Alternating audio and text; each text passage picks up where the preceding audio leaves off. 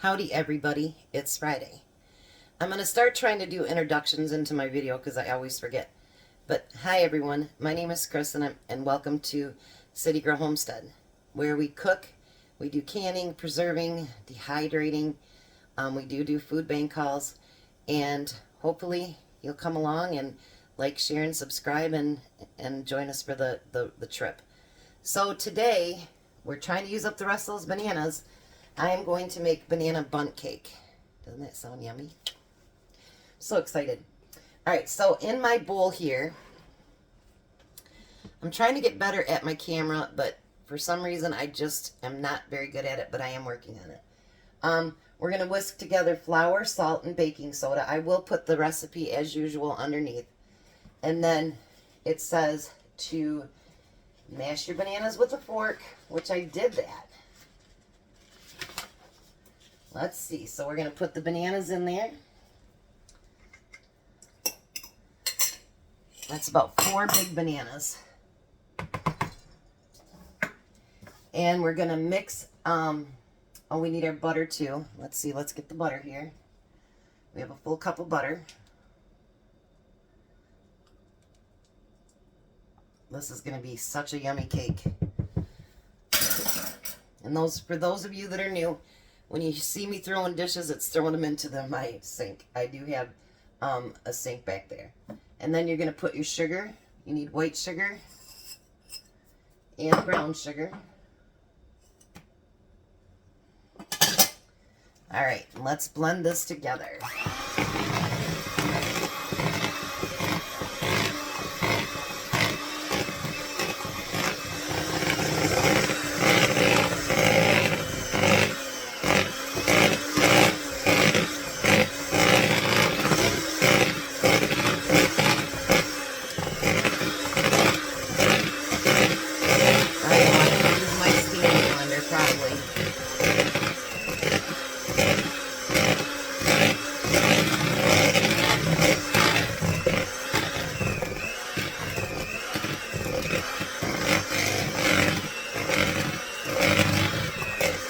These bananas, I don't like to eat them when they're brown, but they smell so good.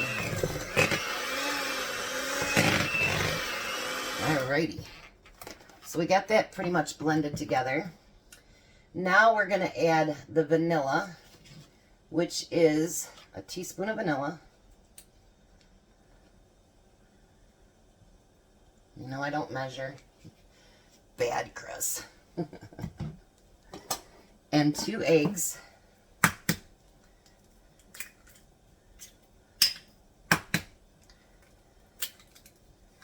Yummy, yummy, yummy.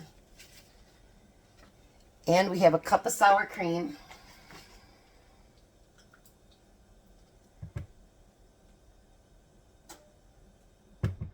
This is going to be so yummy.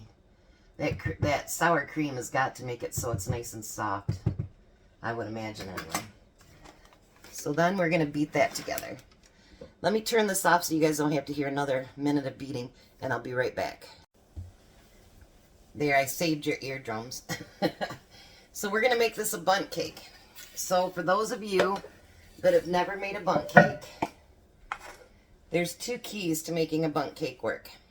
A, you have to grease it really good.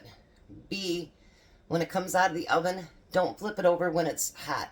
Give it about 10 to 15 minutes to cool down, but not to cool before you flip it over. And that way everything's kind of compacted and it'll stay together. If you do it when it's really hot, catastrophe. If you do it when it's cold, it sticks. So there's that happy kind of middle thing. So to do a bundt pan, I start in the middle. And I do really, really well around the center there. And then I go to the sides. You want to make sure that every bit of it is well coated. Because if it sticks, and even those ones that say, oh, it's nonstick, yeah, I don't always believe that. So then I'm going to pour this batter. Doesn't this look yummy? If you guys could have smell-o-vision right now, oh, does it smell amazing?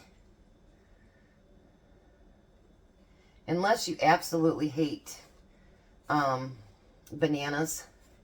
Bananas have such a rich smell to them anyway, and the older that they get, the better they smell. Even though they don't look very pretty, they smell so good. Let me scrape this bowl real well. So we have 2 lone bananas left.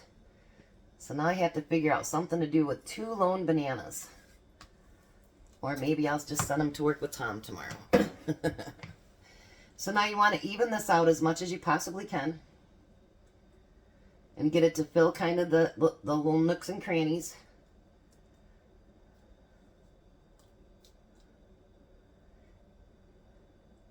Now, a lot of people are going to tell you not to do this, but I do it. You ready? It made noise. I think it evens it out a little bit. So, it's going to go in a 350-degree oven for 50 to 60 minutes. And then, of course, I got to let it cool, and I will bring you along when I make the cream cheese frosting for it. So, I will be back. Alright, so if you look over there, the cake just come out of the oven. So, we need to make some cream cheese frosting. So, we are going to use, I hope I get something to scrape it out with, 3 tablespoons of unsalted butter, which, you know, I don't have. So I'm not going to add the salt, the pinch of salt. And you need 3 ounces of cream cheese. We need a cup of confectionate sugar,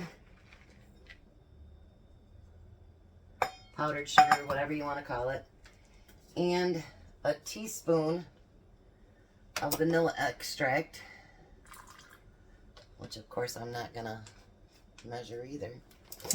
Terrible, huh? Alright, so let's mix this together.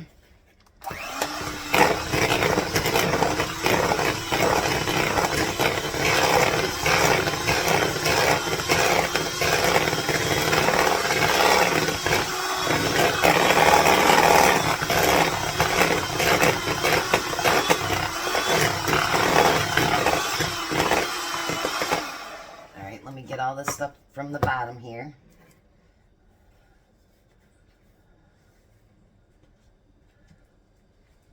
Now on these, you're not going to completely frost the entire cake, so you don't need tons and tons of frosting. You're basically frosting the top of it is what you're going to frost. So let's finish whipping that together.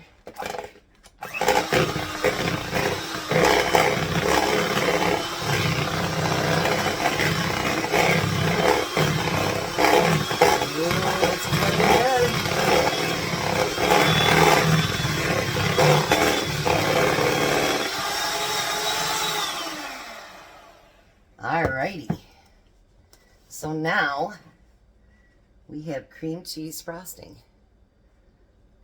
Isn't that pretty? So we're going to let this cake cool for about 10 minutes, and I will get her flipped over, and hopefully no catastrophe. And we will get this cake finished. Alrighty. Let's finish up this cake. And no catastrophe. Just make sure you always do your pan really, really nice. Some people use flour. I don't. I don't know why, but I just don't like the, I don't know, just the aesthetics of flour on my food after I'm done. I wanted to show you something, though, I bought after burning my hand the other day. We got these off of Amazon, and they slip right over the handles. Well, I guess they fit over these too, but I got them for my cast iron because, yeah, I don't ever want this burn again. So we ordered those. Those were so worth it. So now when you do this, the whole cake, unless you happen to have enough frosting, is not going to be frosted. So the first thing you're going to do is just basically the top.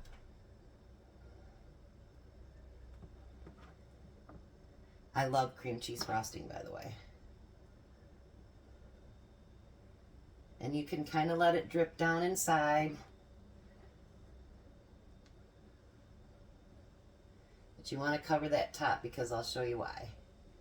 What we're going to do. This is still a little bit warm, so it might melt a little bit, which is fine because I know the frosting is on there. I don't have any problem with that. I'm going to do just around the inside here. Oh, it looks delish, you guys. Delish.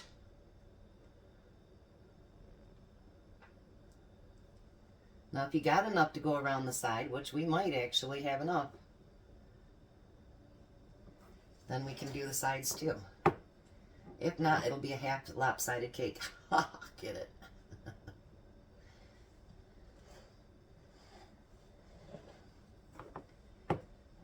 It'll be a very light coat if we do. You know, I just thought when I was a kid, wouldn't that be cool to be a cake decorator? And now that they do all that stuff with that, what they call it, fondant and all that stuff. Oh, I made some really cool cakes for my kids when they were little. I made a Jurassic Park for one of my sons. And I put a volcano on it and everything. It was pretty dang cool. And then, let's see. I made a dinosaur cake. Oh, yeah. Oh, my youngest son was into Scooby-Doo big time. So I had to look everywhere for little Scooby-Doo characters. And I put the bus on there and everything. It was really, really cool. So I tried to be that cool mom, you know, and get them what they wanted. Now I have pecans, however you say it.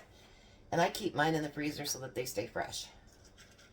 And then we're going to sprinkle the top with pecans. Oh, delish, you guys. Oh. There's going to be a lot of desserts being made this weekend because I have a lot of apples to use up.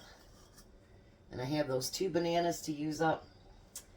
And I can get a lot stocked up in the freezer for my husband for his lunches. So that's always a good thing because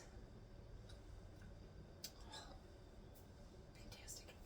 Because I would rather have it be my stuff that he has than Little Debbie. And have you seen the price lately? Oh. So this is the cake. Isn't that beautiful? And you'll know when the big kahuna gets home whether it tastes good. I just want to go.